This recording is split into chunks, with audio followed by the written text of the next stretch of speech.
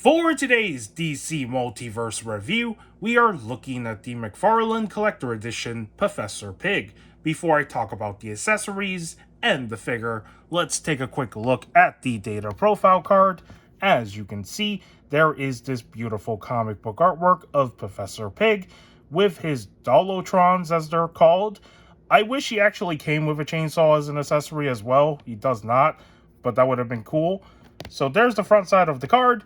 And on the back side, you do have a read-up for who the character is. His real name is Laszlo Valentine, and it reads, driven insane by exposure to Dr. Daedalus Spiral Labyrinth, Laszlo Valentine became Pigmask-wearing Professor Pyg.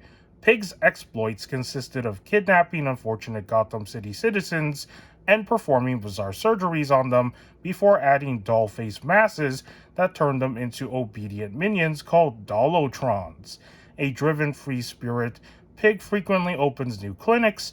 His latest foes have included the Teen Titans, Red Hood and the Outlaws, Nightwing, and Batman. And that is a pretty good read-up on who Professor Pyg is as a character. And let's move on to the accessories that are included with this figure. So when it comes to accessories, he does come with a good set of actual accessories. Not a whole lot of interchangeable hands, but these accessories are quite fitting for this character, and I appreciate the fact that they actually included all these items. So of course there is no chainsaw, but there is a butcher knife for him to hold. This is of course a classic weapon you see in a lot of horror movies with these psychotic characters. So there is this. And for the next item, I believe these are called tweezers or nippers. I don't remember what the actual term for this item is called. So there is this. And then for the next item, it is a hammer. From what I can tell, yeah, this is a hammer. So of course he uses this to probably knock out his victims, most likely. And then for the last item, actually not the last one, there's one more. He does come with a miniature bat. I'm not sure what this is actually supposed to be, but he does have this. And for the last item, he has his drill, which is very terrifying because you don't want a psychopath having a drill in their hand, right? Because that's just horrible. So he does have this, and I like the overall scope of it. He does hold this really tightly in his hands, so if you want to pose him with the drill, you actually can do that. And of course, when it comes to interchangeable hands, he does have at least 2 sets of them, which of course, the item holding hands as we see on the figure, and the good old classic fist hands. So if you don't want him to use any of his items and you want him to tussle the old-fashioned way, there you go. You got the fist hands. And that is pretty much all the accessories that he comes with, which is not bad at all for a collector edition figure. Of course, I would have preferred if he came with just a few more items, like the chainsaw, and maybe an unmasked head sculpt, but it is what it is with collector edition, unfortunately.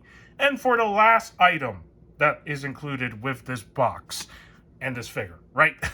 It is, of course, the DC figure stand, as usual, so you always get this thing. And that is pretty much it for everything that is included with this action figure and all the contents in this box. And now, let's move on to the aesthetics of this figure. I do apologize if you hear some background noises going on outside. It's because there is actually construction happening, so if you hear sawing noises, it's because of construction. But that's not going to stop me from getting this review done, so let's move on to the aesthetics portion for Professor Pyg, and let's start with the aesthetics of the attire that he's wearing. So outside of the pig mask, he's wearing work uniform from the look of it. He does have his bow tie up here. And it looks like he works at a butcher shop. That's the vibes I get when I look at the overall design of the character. If he did not have his pig mask on, he does have his apron, which is a nice touch. I'm glad they included an apron for him. And it is made out of soft goods material. It's not cloth. I'm not sure what the material is made out of. It feels like paper, but if it was like kind of plasticky, that's what it feels like to me when touching this soft goods material. And if you're wondering, is it removable? Yes, it is. On the backside, there is a knot right here, and if you undo it, you can actually remove the apron, but you also need to pop off the head sculpt as well, because the head sculpt will affect this from being able to be removed properly, and you don't want to damage this apron piece when you're taking it off. And as you can see, it's actually held down by these like plastic pegs here on the sides. And that also will affect articulation points if you keep this apron on him 24/7, such as his upper torso, his waist, and even if you want him to kick out, you can see that it's already kind of having some restrictions, right? So keep that in mind that if you do articulate this figure with the apron on, be careful, because if you're not, you might actually destroy it, and that's not a good thing. So there is the apron, and taking a closer look at it, there is this sort of texturing pattern on the surface of the apron, which is a nice touch as well. So it's not just plain black, there's actually some texturing going on there. And for other aesthetics, he is wearing his gloves, as you can see, these thick gloves that sometimes people wear when they're cleaning surfaces of a table and just trying not to get their hands dirty. And for his pants down here, there are of course some wrinkle marks sculpted here with the pants. He is wearing regular shoes, and on the back side you can see more sculpted details with the fabric of his pants. Same thing with his shirt up here that he's wearing, right? All these sculpted details, which is nice to see to make it feel more realistic. And I do like that. And the overall mold itself, from what I can tell, it doesn't seem like any of these parts are reused. I could be wrong, but it looks like a brand new sculpt to me. I don't think I've ever seen these legs before or this torso and waist. I feel like all these are just new sculpted areas, but I could be wrong. Do correct me in the comments below. If these parts have been reused, which figure was it reused on prior? Because I don't remember seeing any figures have this sort of mold before. Alright, let's move on to the head sculpt now. And as you can see, the pig mask is nicely sculpted. I like the way that they did this. And if you look at the back side of his head, you can see the strap right there with the mask connected to it. So that's a nice touch.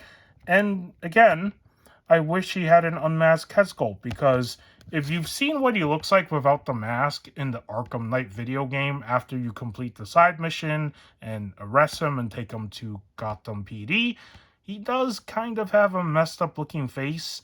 And if they did include that as an alternate head option, that would have been great for this figure. It would have made him more terrifying in my opinion. There is the head sculpt. It is nicely done. And that is pretty much all the aesthetics I can really talk about for this figure. There's not a whole lot of other details going on here. It's simple, but effective. I like that it captures the character exactly how he looks like in the comics, right? This is a really good representation of Professor Pyg, and also a very underrated character because, you know, we don't really see a whole lot of action figures for this Batman villain, and I like the fact that Mcfarlane actually made one, so that is awesome. Alright, that is going to cover the aesthetics for this guy. Let's move on to the articulation now. Starting off with the articulation of his head sculpt, can Professor Pyg look up? Yes, he can. Can he look down? Not exactly the best, because he does run into his bow tie, which is sculpted. Turning his head left and right, he can do with no problems. Tilting his head side to side, also not an issue. So the overall articulation for his head sculpt is decent. Moving down to his arms, he can swing them back and forth with no problems. He can lift them out this much. He does have a single jointed arm, but there's also this rotation cut here for the, not upper bicep, but just like right here in the arms. So single jointed, but there is rotation, as you can see. And he also has swivel in the hands as well as wrist articulation, which doesn't really move the best on this side. It does move better on this side, I think. Let me see. There we go. So yeah, wrist articulation does work. And single jointed arms, I got no problems with this guy having that because it does fit the overall mold of this body buck. And single jointed isn't completely a bad thing sometimes. I know some people dislike it, but for me, I don't really dislike it if it works. So, you know, the arms can go up this much. And yeah, there you go. So, all right, the arm articulation is pretty much standard as usual with single jointed. Now for the torso here, I am not going to rotate this because I have the apron on. I want to do this carefully, but it does rotate a little bit, as you can see, right? It does feel restrictive because of the apron, and like I said, I don't want to damage it, so I'm just going to keep it the way it is.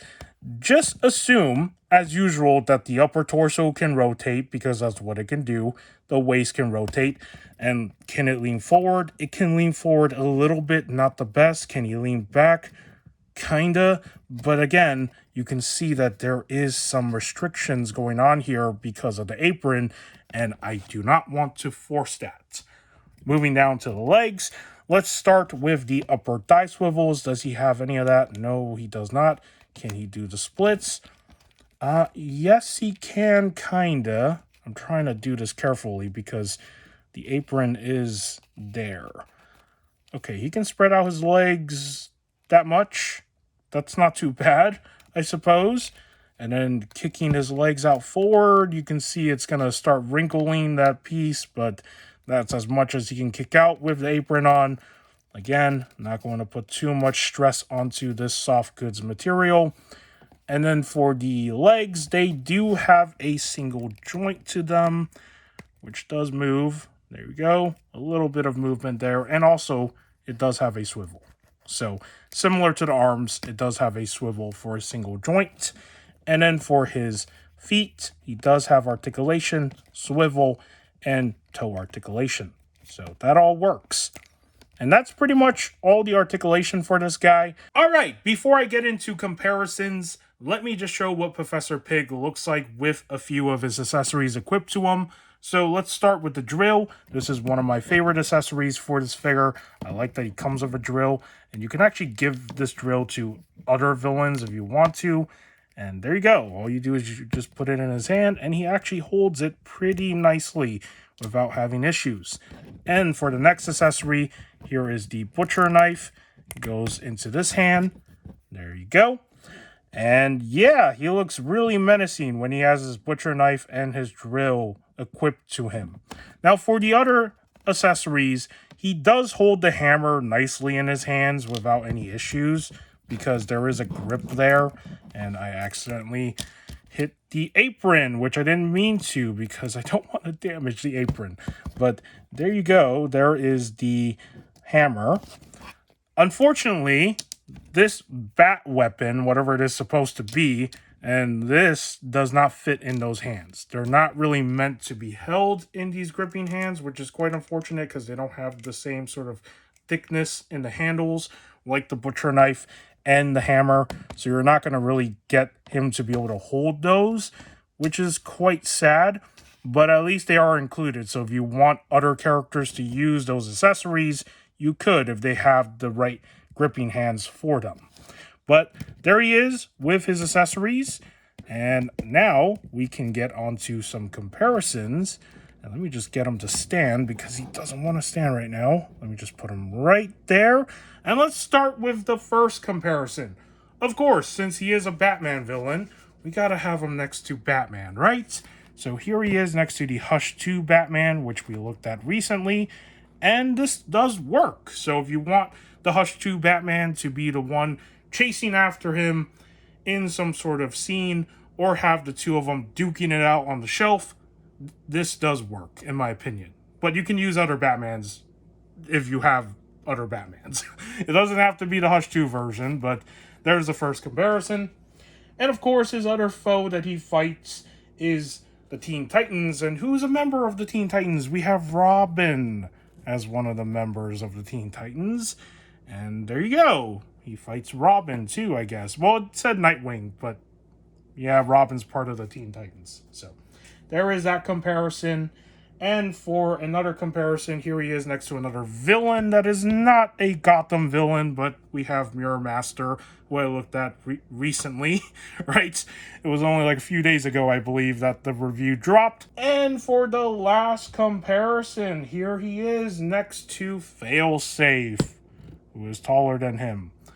But yeah, I will try to get a photo of this figure with a couple other Gotham Batman villains just to show what he looks like alongside them. Of course, they'll have to be very comic book themed in order to make it fit right. He doesn't really fit in with the video game stuff. I mean, maybe he can, but yeah, I'll try to make a photo of that just to give you a sense of what that all looks like, and I will post that in the post section. Unfortunately, I'm still not good at editing my reviews to the point where I can actually insert a photo in the review. So, yeah. Alright, that is going to do for today's review. If you found today's review of Professor Pyg informative, give this video a like. If you want to subscribe to the channel for more action figure content and whatever else I do on here, it would be much appreciated.